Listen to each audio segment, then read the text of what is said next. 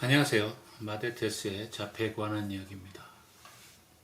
학교가 시작했죠. 모두 이제 미국에 있는 학교 모든 아이들은 그러니까 거의 이번 주 월요일 날 거의 대부분 시작했고요. 뉴욕의 좀 다른 지역구는 좀 늦게 시작하는 것 같더라고요. 근데 캘리포니아는 이미 다 시작했습니다. 지금 그러니까 저희 아이는 이제 항상 말씀드렸듯이 이제 10학년에 들어갔거든요. 근데 이제 학교를 보내는 부모님들은 많이 찾아보셔서 아시고 계실 거긴 해요. IEP, Individual Education Program vs 504 플랜. 오늘 요 얘기를 좀 해보려고 해요. 그 IEP와 504 플랜의 차이점, 디퍼런스는 무엇인가에 대해서 오늘 제가 오늘 영상에 담고자 합니다. 그러니까 사실 IP라는 말이 한국에도 지금 많이 들어가서 구체화되어져 간 과정인 것 같아요. 한국은. 근데 미국은 이미 already set 돼서 이게 지금 굉장히 잘 굴러가는 프로그램이기도 하죠. 근데 그러니까 불만은 좀 있어요. 저도 저희 아이 IP 프로그램을 이제 하다 보면 좀 불만은 있는데 그거는 이제 선생과 부모의 different need가 있죠. 그 필요의 차이점에 의해서 다툼도 있고 논쟁도 있고 그렇습니다. 근데 어쨌든 우리가 장애 혹은 장애를 가진 아이들을 교육함에 있어서 이 IP 504는 떼어놓을 수 없는 겁니다. 좀 되게 중요한 거죠. 그래서 이거를 좀 오늘 얘기 좀 해보려고 하는데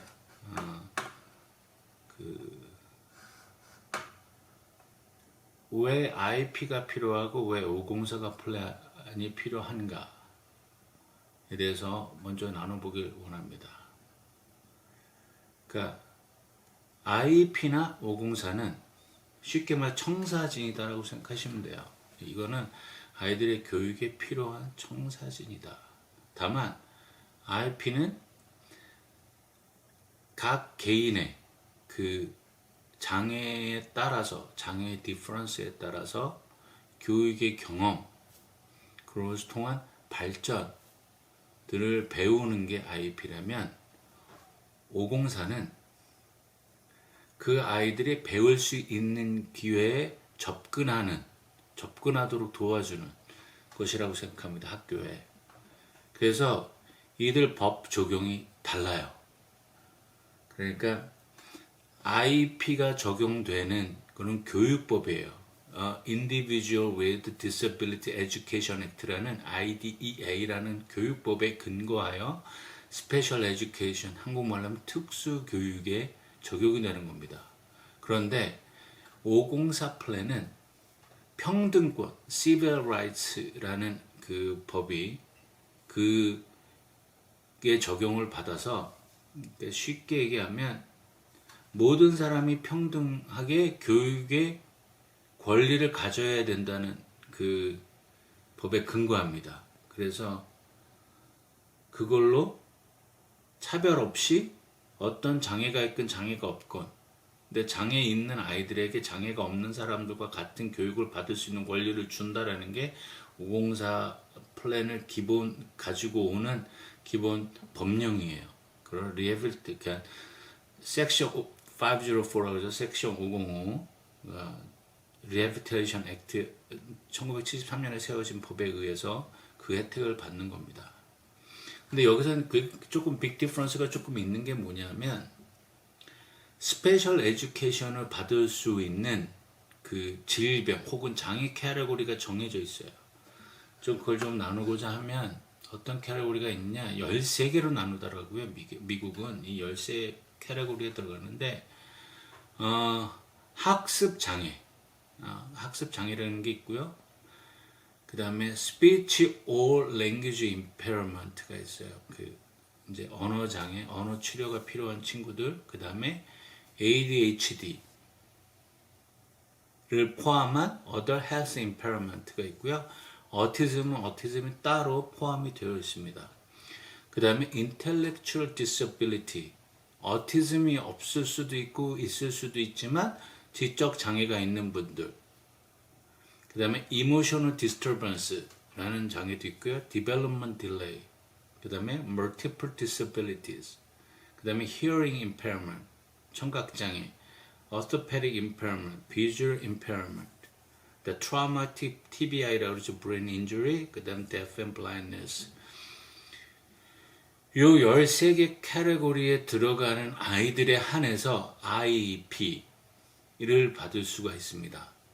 스페셜 에듀케이션, 이 아이에게 맞는 교육 프로그램을 진행을 하고 선생님들은 그거를 다 팔로우 해야 돼요. 근데 504는 뭐냐? 이 13가지 카테고리도 포함하지만 그 외의 장애들, 후천성 장애도 있을 수 있잖아요.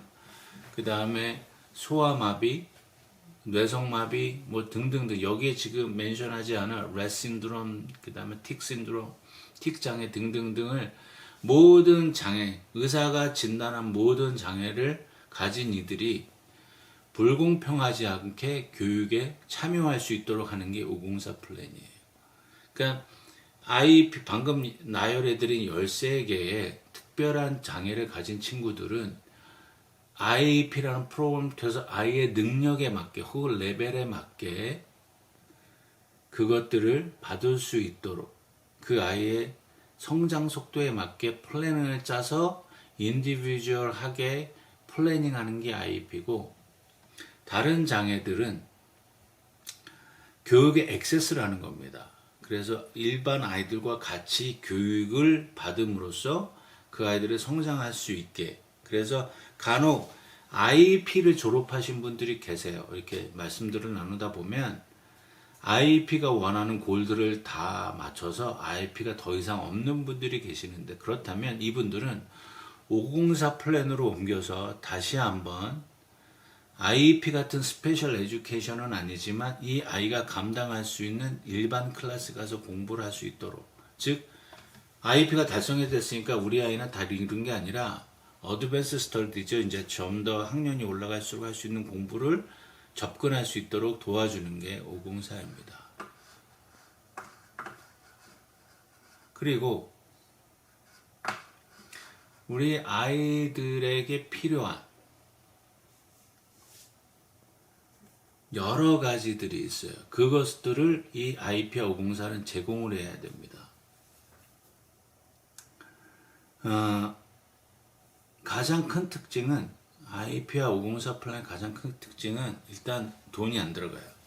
나라에서 해주는 거기 때문에 돈이 안 들어가는데,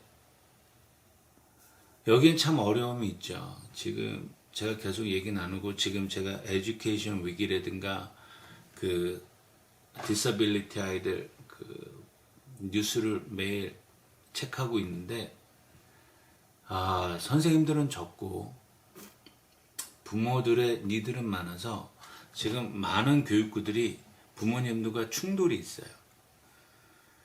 그러니까 참 부모 입장에서는 너무 안타깝죠. 해달라고 그러고 싶은데 교육구 입장에서 리소스가 없어요.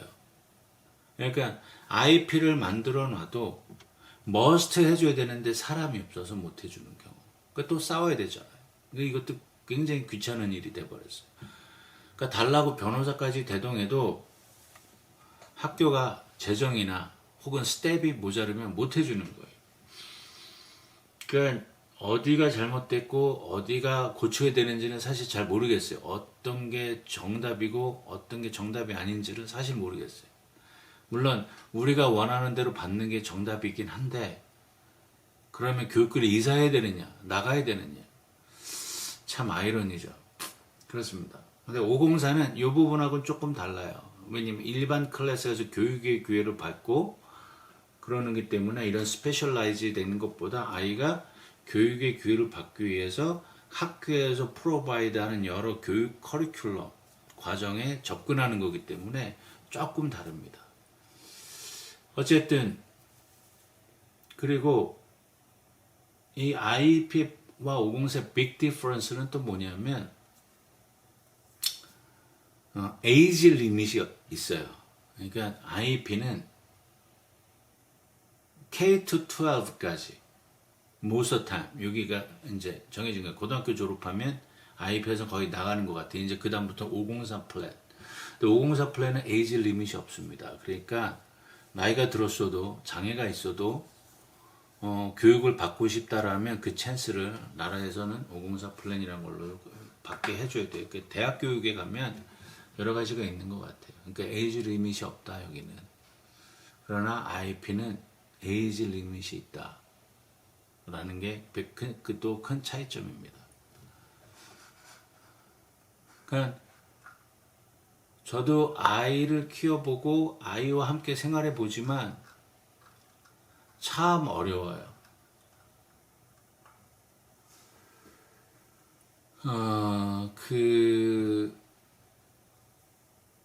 아이가 얼만큼 성장했느냐, IP를 받고 혹은 504 플랜을 얼마나 성장했느냐 그 차이는 아이 개개인에게 달린 것 같아요. IP 플랜이 훌륭할 수 있어요.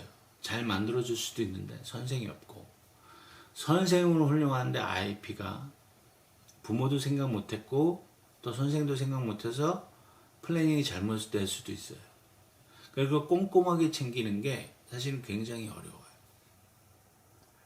그러니까 저희 같은 장애를, 그러니까 저는 이미 IP도 굉장히 오랫동안 수년 동안 해왔고, 그리고 아이가 성장하는 걸 보니까 요거는 굉장히 필요하고 요것만큼 해주면 좋겠다. 뭘 더 받으려고 싸운 적도 있고요. 특히 아이가 어릴 때는 싸워보기도 하고 더 달라고 요구해보기도 했는데, 그러니까 학업적인 측면에서 선생님들이 보는 것과 부모 입장에서 보는 그 시야가 달라요. 그 시각도 다르고 시야의 범위도 다르고.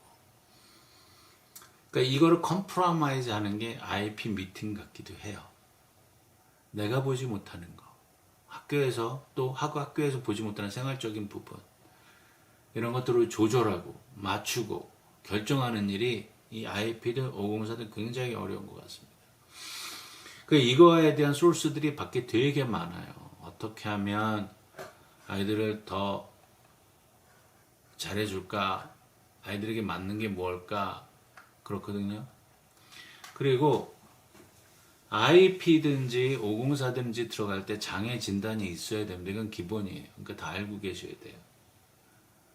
그 다음에 부모님들은 IP든 504든 학교에서 이밸류에이션 하는 걸 동의해야 됩니다. 학교에서 학업적인 면이든 뭐든 다시 이밸류에이트 하잖아요. 거기서 동의하셔야 돼요.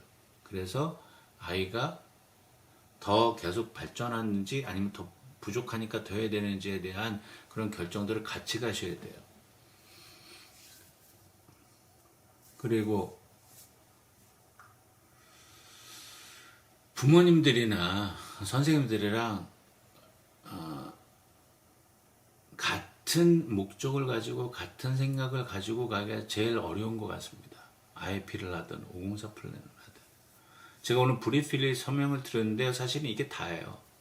큰 디퍼런스는 이게 다예요. 물론 이제 디테일하게 가면 이제 IP 같은 경우는 OT니 스피치니 랭귀지니 AS 디바이스 랭귀지 서포티브 디바이스 사용하는 것부터 시작해서 여러 가지들이 더 많고 복잡해지긴 하는데요. 504도 마찬가지. 여기 플랜에 어떤 아이가 특별한 디바이스가 필요하다 그러면 또 학교에서 제공을 해야 되고요. 여러 가지들이 있어요. 어쨌든 이것들이 같이 가기에는 부모님의 observation이 굉장히 필요합니다. 사실 너무 어려워요. IP 504 이런 용어들 자체도 저마저도 저희 큰애는 이런 말들이 필요 없거든요. 다만 둘째가 그래서 많이 신경 쓰고 공부해도 그리고 아무리 관찰을 잘해도 미스하는 부분이 있습니다. 제 영상을 매일 보면 아시겠지만 제가 지금 안경이 바뀌었어요. 며칠 전에 저희 아이가 제 안경을 부러뜨렸습니다. 제 아이가 테라피 중에 안경을 부러뜨렸어요. 그래서 지금 옛날 안경 끼고 있는 건데 도수는 조금 안 맞지만 어쨌든 생각지도 못한 비해요. 여태까지 안경을 부러뜨린 적이 없거든요. 그러니까 조금 놀래기도 했고, 과연 우리 아이들, 자폐 아이들의 카마 시츄에이션이 어디까지 갈 것인가, 어디까지가 그 아이들을 위한 교육이 어디까지 돼야 되는가입니다. 사실 어려워요. IP를 해도 그렇고 공사도 그래도 그렇고. 그러나 그 아이를 교육시켜야 되고 고등학교 졸업장이 우리 애들한테 다는 아니죠. 저는 그렇게 생각해요. 다만 그곳에 가서 다른 장애를 가진 혹은 다른 일반 아이들과, 그러니까 장애가 없는 아이들과 같이 섞여서 생활할 수 있는 이런 공동체도 있다는 거 알려주는 게 저는 사실 굉장히 큰 목적이에요.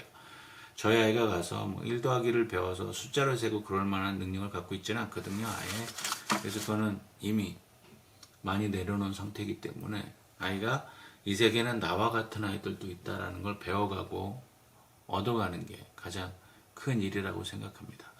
어쨌든 오늘 영상도 봐주셔서 감사하고요. 다음 영상에서 또 뵙겠습니다.